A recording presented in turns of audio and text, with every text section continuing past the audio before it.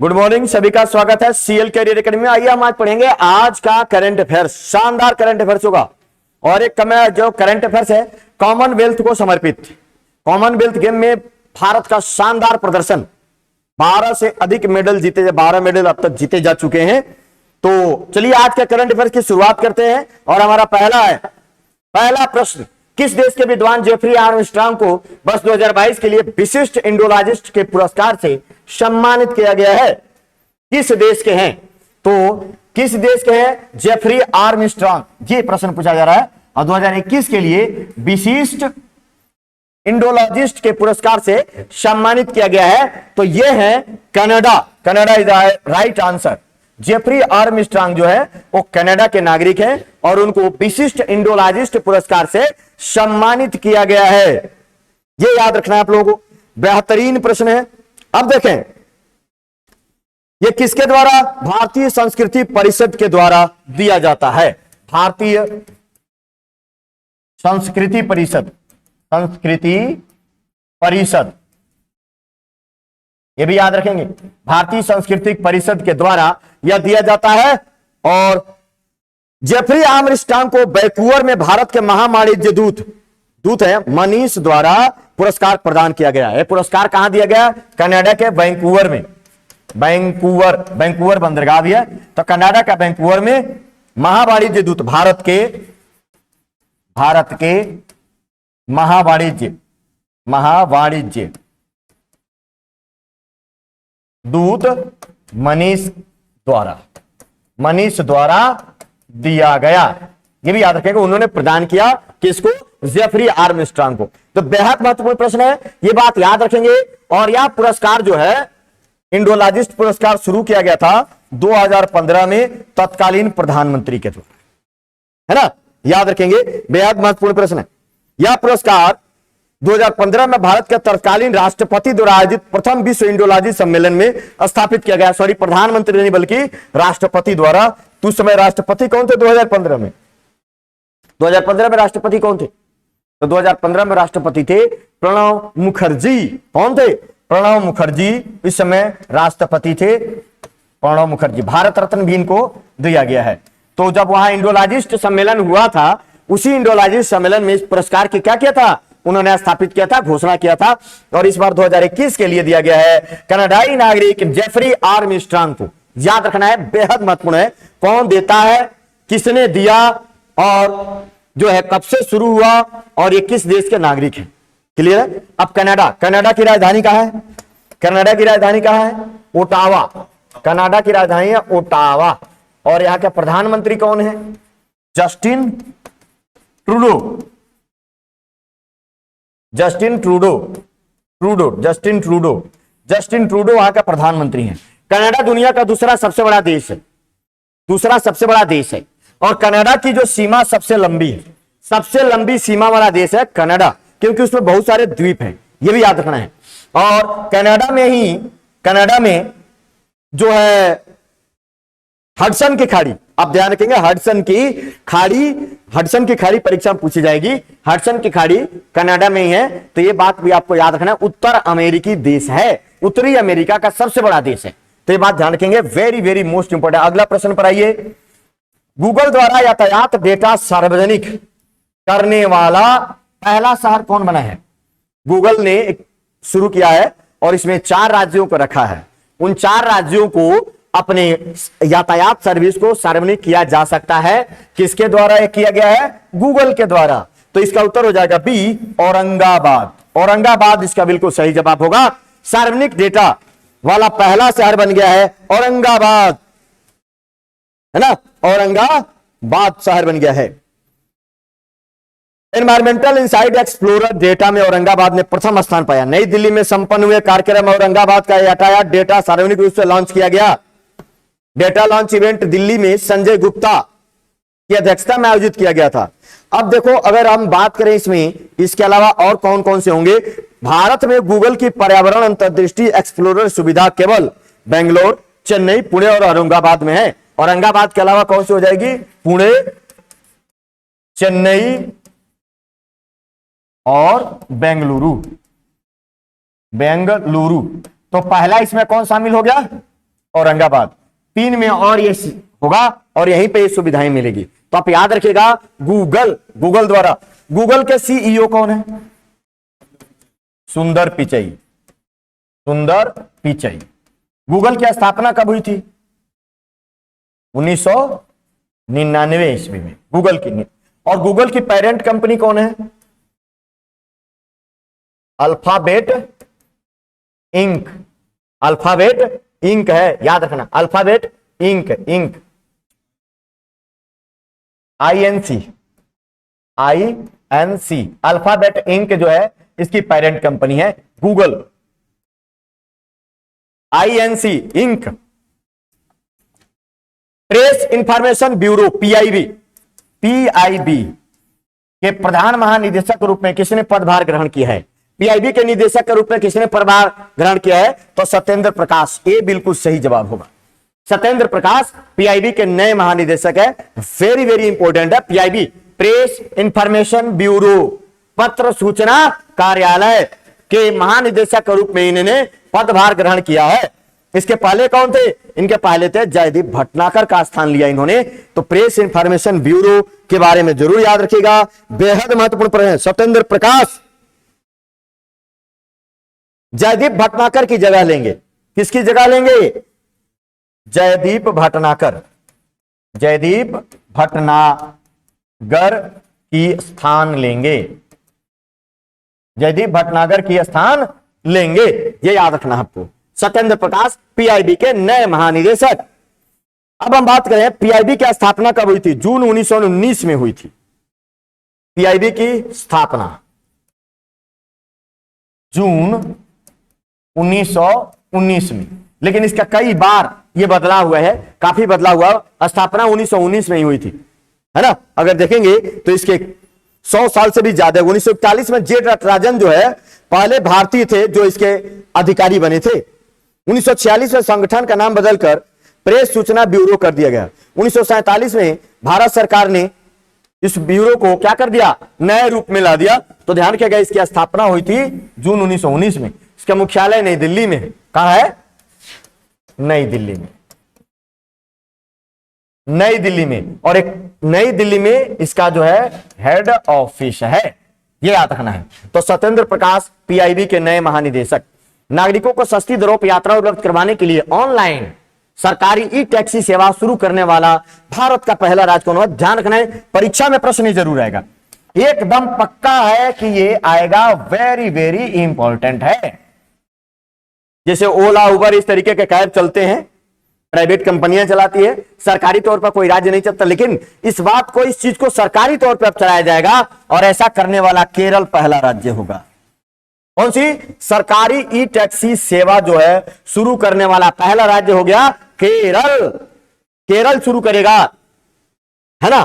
Cab के रूप में आप जैसे दूसरे बुक ऐसे सरकारी तौर पर बुक करिए। इस तरीके से लोगों की सुरक्षा और भी सारी सुविधाएं जो है सरकार की तरफ से शानदार तरीके से मिलेंगी। ये बात आपको याद रखना है, बेहद महत्वपूर्ण प्रश्न होगा। केरल में शुरू होगा टैक्सी ऑनलाइन सेवा, ये पहली बार ऐसा हो रहा है। केरल सरकार ने इसको शुरू किया है और यह 1 अक्टूबर से शुरू हो जाएगा। केरल सरकार का 1 अक्टूबर से शुरू हो जाएगा।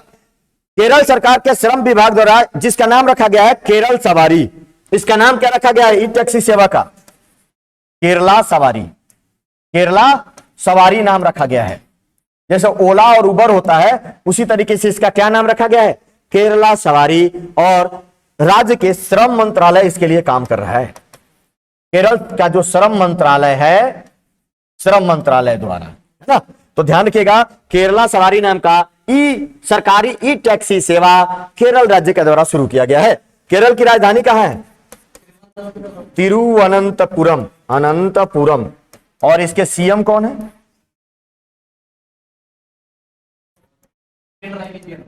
पिनराई विजयन। और इसके गवर्नर कौन है? आरिफ मोहम्मद खान। इलायची के पहाड़ियां कहां है? केरल में। मालाबार तट केरल में है। सबसे पहले मानसून मालाबार तट पर आता है, यह भी याद रखना है। और केरल की सबसे प्रमुख नदी कौन सी है? बताओ। केरल की सबसे प्रमुख नदी पेरियार नदी कहां गिरती है? अरब सागर के बंगाल की खाड़ी में, अरब सागर में पश्चिम की ओर बहती है, अरब सागर में गिरती है। केरल जो है लिंगानुपात और साक्षरता में नंबर 1 राज्य है केरल, ये याद रखेंगे। और केरल को क्या कहता है? गॉड अवन कंट्री कहा जाता है। क्या कहते हैं? God own country. और केरल को टाइम की 50 सबसे बेहतरीन स्थलों की सूची में स्थान दिया गया, केरल और अहमदाबाद को। चलिए, हाल ही में केंद्रीय मंत्रिमंडल ने भारत ब्रॉडबैंड नेटवर्क लिमिटेड को किसके साथ विलय को मंजूरी दी है ना? तो ध्यान रखना, भारत ब्रॉडबैंड नेटवर्क लिमिटेड, इसको मिला दिया जाएगा बीएसएनएल में। बीएसएनएल, बीएसएनएल की हालत वैसे खराब है तो इसको मिला दिया गया बीएसएनएल में। सरकार ने मिलाने की मंजूरी दे दी है। BSNL is the right answer. और इसके मिलाने के साथ इसका क्या किया जा रहा है? इसको दुरुस्त किया जा रहा है, क्योंकि बीएसएनएल वगैरह कौन चलाता है आजकल? कोई चला नहीं ना है जल्दी। अब केवल ये सरकारी संस्था ऐसे बन कर गई दूसरों को कंट्रोल करने के लिए। तो इसमें पूरा निवेश सरकार कितना कर रही है? 1.64 लाख करोड़ का। समझ लो, इतना निवेश इसमें आएगा, 1.64 लाख करोड़, मतलब 1,64,000 करोड़ रुपए का निवेश आएगा। और पुनः इसको सरकार दुरुस्त करना जा रही है। तो ध्यान रखिएगा, केंद्रीय मंत्रिमंडल जो मोदी जी का मंत्रिमंडल है उसने भारत, ये देखो इसका भी शॉर्ट नाम भारत ब्रॉडबैंड नेटवर्क लिमिटेड, तो बीबीएनएल का बीएसएनएल में विलय होगा, ये याद रखना है। तो वेरी वेरी मोस्ट इंपॉर्टेंट प्रश्न है, आप याद रखिएगा। ऐसे प्रश्न परीक्षाओं में खूब भर भर के आते हैं, है ना। बीबीएल बीएसएनएल का विलय हो गया,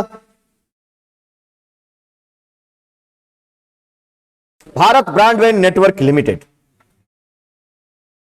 चलिए, कॉमनवेल्थ गेम 2022 में टेबल टेनिस में भारत ने कौन सा मेडल जीता है? Gold medal 2022। जो कहां हो रहा है कॉमनवेल्थ खेल? Birmingham, Birmingham Britain. अगले बार कहां होगा भाई? कितने सालों पर होता है? 4 साल पर। 26 में ऑस्ट्रेलिया में का, वेरी गुड, ऑस्ट्रेलिया का विक्टोरिया में। तो बर्मिंघम ब्रिटेन में हो रहा है और भारतीय टेबल टेनिस टीम ने गोल्ड मेडल जीता है। बधाई हो हमारे टेबल टेनिस टीम को जिन्होंने जो है गोल्ड मेडल जीत लिया है। बर्मिंघम हो रहा है कॉमनवेल्थ टेबल टेनिस टूर्नामेंट में gold medal. Very very congratulation Bharat और हमारे टेबल टेनिस टीम को। इस तरीके से इन्होंने 11वां मेडल जीता और अब तक वीडियो बनाया जा रहा है, तब तक 12 मेडल आ चुके हैं, जिसमें से 5 गोल्ड मेडल हैं, 4 सिल्वर और 3 ब्रॉन्ज मेडल हैं। तो कॉमनवेल्थ गोल्ड में ये 5वां गोल्ड मेडल है, याद रखेंगे। कुल 12 पदक हो गए हैं भारत के। इन्होंने किसको हराया भाई? पुरुष टीम ने फाइनल में किसको हराया? गलत जवाब। पुरुष टीम ने फाइनल में सिंगापुर को हराया।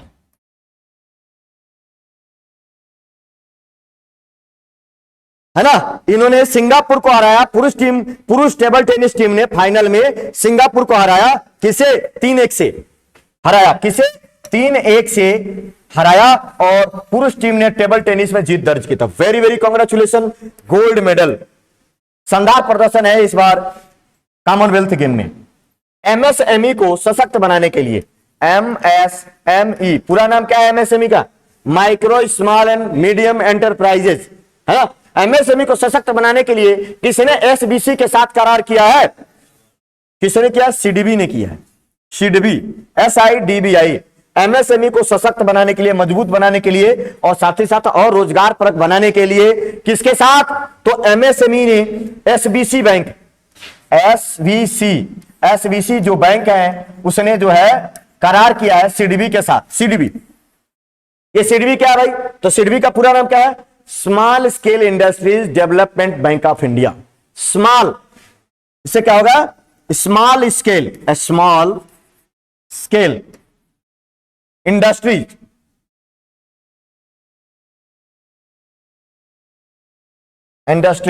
Bank development, industry development Bank of India. इसका पूरा नाम खूब पूछा जाता है, आप याद रखेंगे, डेवलपमेंट बैंक ऑफ इंडिया, ये इसका पूरा नाम है। ये याद रखेंगे सिडबी। और सिडबी का मुख्यालय कहां है? लखनऊ में है। सिडबी का मुख्यालय जो है वो लखनऊ, बहुत ही महत्वपूर्ण बात है। सिडबी का मुख्यालय लखनऊ में है। इसकी स्थापना कब हुई थी? तो सिडबी की जो स्थापना हुई थी, सिडबी की स्थापना 2 अप्रैल 1990 को, स्थापना 2 अप्रैल याद रखना 1990 को। और इसका हेड ऑफिस कहां है? लखनऊ। ये ज्यादा पूछा जाएगा, लखनऊ में, है ना। और इसके हेड कौन है? तो सिडबी के जो हेड है CEO Subramanyam Raman, head CEO Subramaniam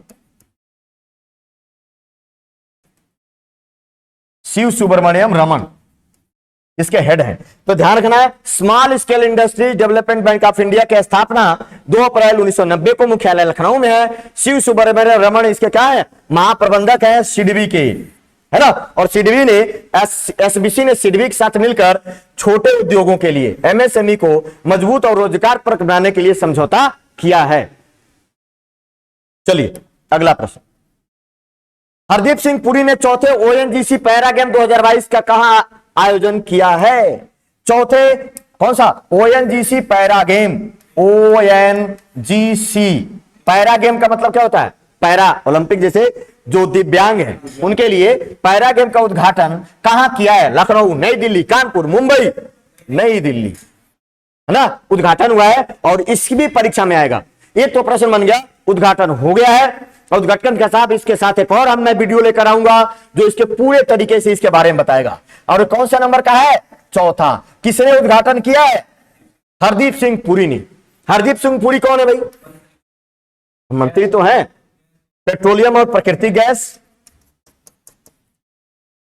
petroleum और प्राकृतिक गैस। एक और मंत्रालय इनके पास है,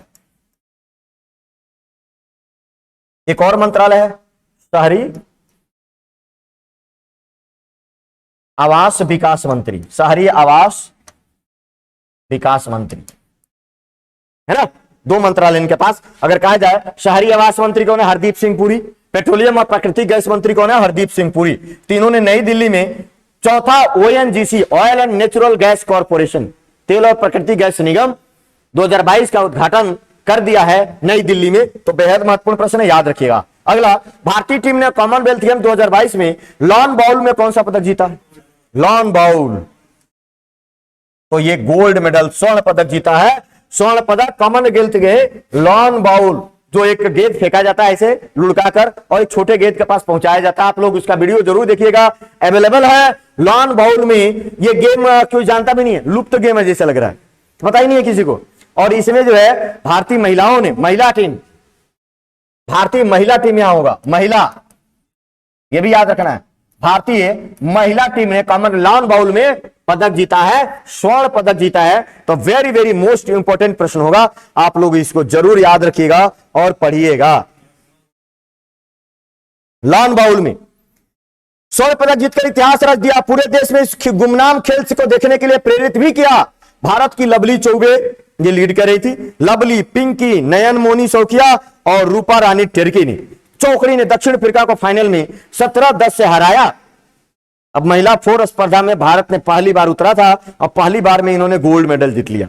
कौन कौन महिलाएं थी इसमें, नाम याद रख लेंगे एक बार। लवली चौबे, पिंकी, इन्होंने लीड किया था सबसे पहले। लवली चौबे फर्स्ट, पिंकी में दे सकता है, लवली चौबे, पिंकी, इसके बाद है मौनी सैकिया, नयन मौनी सौकिया, नयन मौनी सैकिया। और जो चौथी इसमें खिलाड़ी हैं उनका नाम है रूपा रानी टिर्की, रूपा रानी टिर्की, रूपा रानी टिर्की। तो ये याद रखेंगे, इनकी चौकड़ी ने भारत को क्या दिलाया, ये लीड कर रही थी ये तीनों लोग। तो इस तरीके से इन्होंने लॉन बाउल में स्वर्ण पदक जीतकर इतिहास रच दिया है। अब लोग देख भी रहे हैं कि लॉन बाउल क्या होता है भाई। तो भारतीय महिला टीम ने कॉमनवेल्थ गेम पे जीता है। पिच ब्लैक हवाई युद्ध अभ्यास जिसमें भारत भी शामिल हो रहा है, या कहां किस देश में आयोजित होगा? पिच ब्लैक, ये 1981 से हो रहा है। तो पिच ब्लैक अभ्यास ऑस्ट्रेलिया में, पिच ब्लैक अभ्यास ऑस्ट्रेलिया में होंगे। ये हवाई युद्ध अभ्यास है, पिच ब्लैक अभ्यास हवाई युद्ध अभ्यास है, ऑस्ट्रेलिया में आयोजित होगा, है ना, जिसमें भारत भी शामिल हो रहा है और इसमें कई देश शामिल होते हैं पिच ब्लैक अभ्यास में। लगभग इसमें 17 देशों के लगभग 100 विमान और 2500 सैन्य कर्मी भाग लेंगे। इसमें 17 देश, 100 विमान और 2500 सैन्य कर्मी भाग लेंगे, सैन्य कर्मी भाग लेंगे, याद रखेंगे। और इस बार भारत भी इसमें क्या करेगा? भाग लेगा, है ना, इस बार भाग लेगा। क्या नाम है इसका? पिच ब्लैक, ऑस्ट्रेलिया में होगा। इसकी शुरुआत, पिच ब्लैक की शुरुआत जो हुई थी, है ना, तो इसकी शुरुआत 1981 में 15-16 जून 1981 में हुआ था। और इस बार कहां होगा? 19 अगस्त से 6 सितंबर तक यह ऑस्ट्रेलिया में होगा। कब से कब तक? यह होगा 19 अगस्त से 6 सितंबर, 19 अगस्त से 6 सितंबर 2022 तक। तो यहां पर आयोजित होगा ऑस्ट्रेलिया में, 17 देश भाग लेंगे, भारत भी भाग ले रहा है। इसकी शुरुआत कब से हुई थी? तो शुरुआत पहली बार ये कब हुआ था? 1981 में। तो शुरुआत इसकी 1981 में हुई थी। सारा बात याद रहेगा। ऑस्ट्रेलिया की राजधानी कहां है? कैनबरा, ऑस्ट्रेलिया की राजधानी कैनबरा। और इसके पीएम कौन है? एंथनी अल्बनीज, ऑस्ट्रेलिया दुनिया का छठा सबसे बड़ा देश है और 7वां महाद्वीप, इसको महाद्वीप की श्रेणी प्राप्त है, ध्यान रखेंगे। और इसी के तट के किनारे उत्तर पूर्वी तट में ग्रेट बैरियर रीफ है। क्या है? ग्रेट बैरियर रीफ, जो मूगा की सबसे बड़ी चट्टान है। और इसकी जो पर्वत श्रृंखला, ऑस्ट्रेलिया में जो पर्वत श्रृंखला है, क्या नाम है? Great dividing range. ऑस्ट्रेलिया में जो पर्वत श्रृंखला है उसका क्या नाम है? ग्रेट डिवाइडिंग रेंज, याद रखेंगे, ग्रेट डिवाइडिंग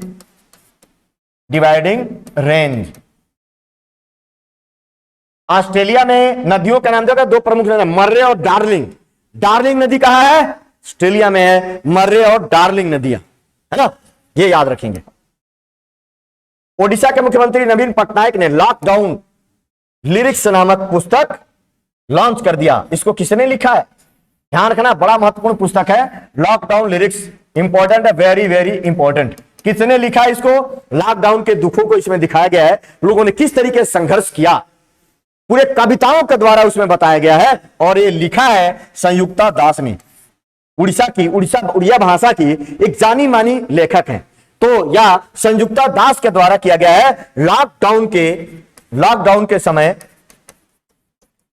के समय कठिन परिस्थितियों को इन्होंने लिखा है, कठिन परिस्थितियों, है ना, परिस्थितियों को बड़े अच्छे ढंग से लिखा इन्होंने। इसमें क्या नाम है? लॉकडाउन लिरिक्स, जिसको पढ़ने पर आपको ये यादें ताजा हो जाएगी और बेहतरीन तरीके से। और किसने किया विमोचन? उड़ीसा के मुख्यमंत्री नवीन पटनायक ने, याद रखिएगा। तो वेरी वेरी इंपॉर्टेंट है, संयुक्ता दास की किताब है और ये कविता के रूप में है, कविता संग्रह। चलिए अगले प्रश्न पर। हाल ही में किसने स्वस्थ पर्यावरण को मानवाधिकार घोषित किया?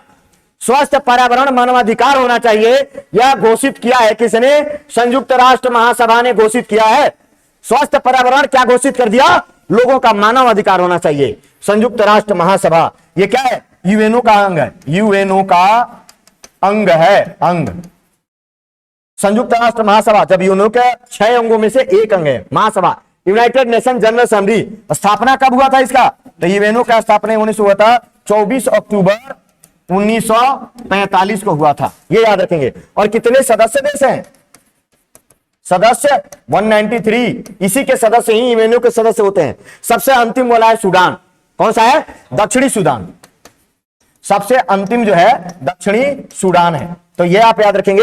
193 संयुक्त राष्ट्र महासभा ने स्वस्थ पर्यावरण को क्या कर दिया? मानव का मौलिक अधिकार घोषित कर दिया। तो वेरी वेरी मोस्ट इंपॉर्टेंट है, आपको याद रखना होगा।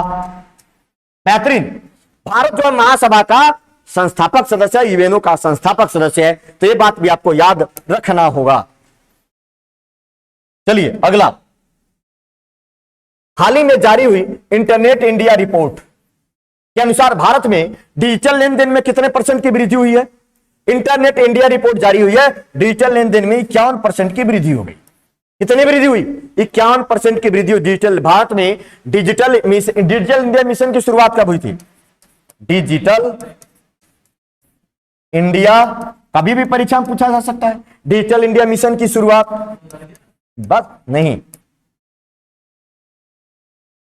डिजिटल इंडिया मिशन की शुरुआत 2015 में कब किया गया था? है ना, मेकिंग इंडिया कैशलेस एक टैगलाइन है। इसका टैगलाइन क्या है?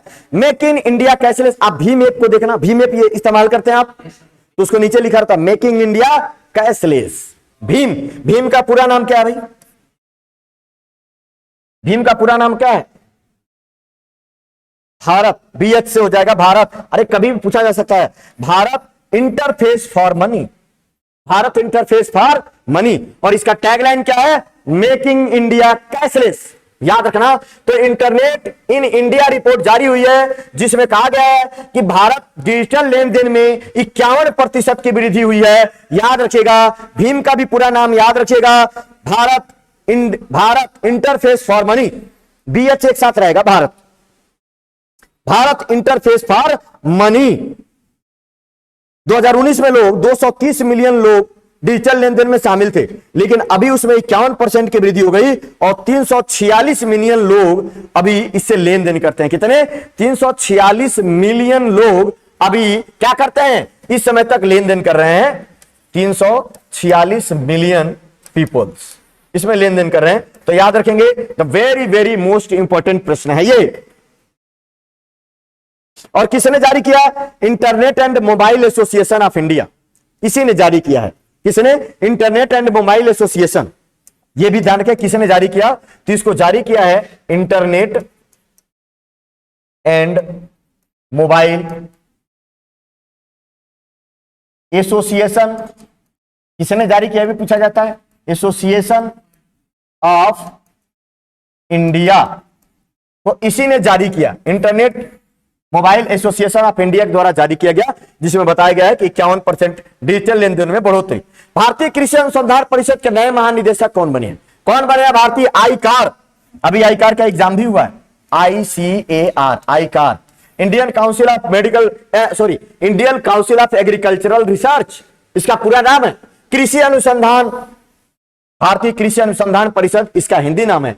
तो महानिदेशक किसे बनाया गया है? हिमांशु पाठक। किसको? हिमांशु पाठक को बनाया गया है। तो ये एक प्रश्न याद रखिएगा। आप जानते हैं आईकार के बारे में, ICAR, Indian council of agricultural research, इसका स्थापना कब हुई थी? 16 जुलाई 1929 में। पहले इसको पूसा में दिया गया था, बिहार में, लेकिन अब इसका मुख्यालय कहां है? हाँ, पूसा नहीं है, दिल्ली। पूसा दिल्ली में नहीं है, पूसा नाम से ही रखते हैं, अब नई दिल्ली में है, बदल लिया गया ना। पूसा से कहां आ गया? नई दिल्ली। वो जहां है उसका नाम रख लिया गया पूसा। हाँ बिल्कुल, तो वो क्षेत्र ही पूसा है। अब देखो इसको क्या बोलते हैं? आ क्री अ प, ध्यान रखना इस माया जाल से। हाँ, भाकरी अ प कभी भी ऐसे ही लिखते हो, और तब पूछेंगे जनता चक्कर खा के गिरने लगेगी, पानी पीने लगेगी, ये क्या है? जीवन में कभी नहीं पढ़ा। यही है Indian council of medical research, है ना। इसके हिमांशु पाठक बने हैं। हेड ऑफिस नई दिल्ली, जुलाई 1929 में इसकी स्थापना हुई थी। महानिदेशक बन गए हिमांशु पाठक, और पूरा नाम। इतनी बातें आप जरूर याद रखें। और किसके अंतर्गत आता है ये? किसके अंतर्गत कार्य करता है? कृषि मंत्रालय, कृषि और किसान कल्याण मंत्रालय है ना, तो कृषि मंत्रालय के तहत कार्य करता है। चलिए अगला प्रश्न, 4 अगस्त को कौन सा भारतीय राज्य केंद्र शासित दुनिया का सबसे बड़ा तिरंगा बनाने की योजना बनाया है? 4 तारीख को, है ना। किसने बना लिया भाई योजना? बना रहा है, तो यह बना रहा है दिल्ली, दुनिया का सबसे बड़ा तिरंगा बनाने का। हर घर तिरंगा अभियान जो चल रहा है ना, हर घर कब से शुरू होगा हर घर तिरंगा अभियान? हर घर तिरंगा अभियान। सभी लोगों को कहा जा रहा है कि अपने फोन में डीपी जो है कम से कम 3 दिन जरूर 13 से 15 कब से चलाया जाएगा ये? 13 अगस्त से कब तक? 15 अगस्त तक। यहां पार देखो बोर्ड लगा हुआ है, देखा आप लोगों ने पार्क में बड़े बड़े बोर्ड लगे हुए हैं, इस पर लिखा है 13 से 15 अगस्त हर घर तिरंगा अभियान। और अमित शाह ने कहा है इतने दिन में 20 करोड़ लोगों से झंडा फहरवाना है। कितने लोगों से? 20 करोड़ लोगों से झंडा फहरवाना है। तो यही है हर घर तिरंगा अभियान से नई दिल्ली में दुनिया का सबसे बड़ा तिरंगा बनाने की योजना बनाया गया है। तो न्यू दिल्ली की राजधानी कहां है? दिल्ली की राजधानी कहां है? नई दिल्ली।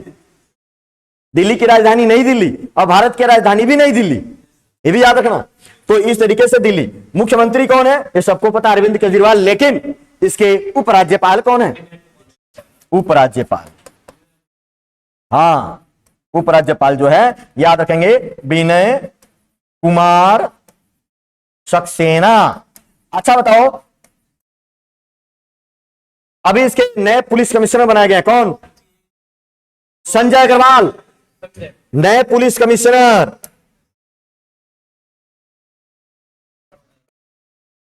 संजय अरोड़ा या संजय अग्रवाल? अरोड़ा है ना, याद रखिएगा। तो ये बने हैं नए पुलिस कमिश्नर, याद रखेंगे। The very very most important, Delhi police में ये बातें जरूर पूछी जाएगी। तो सबसे बड़ा तिरंगा बनाने का जो रिकॉर्ड बनाने जा रहा है वह दिल्ली है ना। तो चलिए, दिल्ली में बनेगा ई वेस्ट इलेक्ट्रॉनिक पार्क। ई वेस्ट पार्क कहां बनेगा? नई दिल्ली में बनेगा। दुनिया भर के काम तो नई दिल्ली में ही होते रहते हैं, है ना। सब कुछ यहां उद्घाटन अभी जो है, अभी एक पैरा फेंसिंग गेम वहां शुरू 8 तारीख तक चलेगा। कहां शुरू हुआ? नई दिल्ली इंदिरा गांधी इंडोर स्टेडियम में। अभी जो है एक ओएनजीसी का चौथा पैरा खेल 2022 कहां शुरू हुआ? नई दिल्ली में। तो नई दिल्ली तो ऐसा महत्वपूर्ण है। चलिए, आज के लिए इतना ही। शानदार तरीके से करंट अफेयर्स लिखिए और इन सारी बातों को याद रखिए, रिवीजन करिए लगातार। परीक्षा में यहीं से प्रश्न आएंगे। कल फिर मिलेंगे। आप लोगों का, सभी लोगों का बहुत बहुत धन्यवाद। जय हिंद, जय भारत।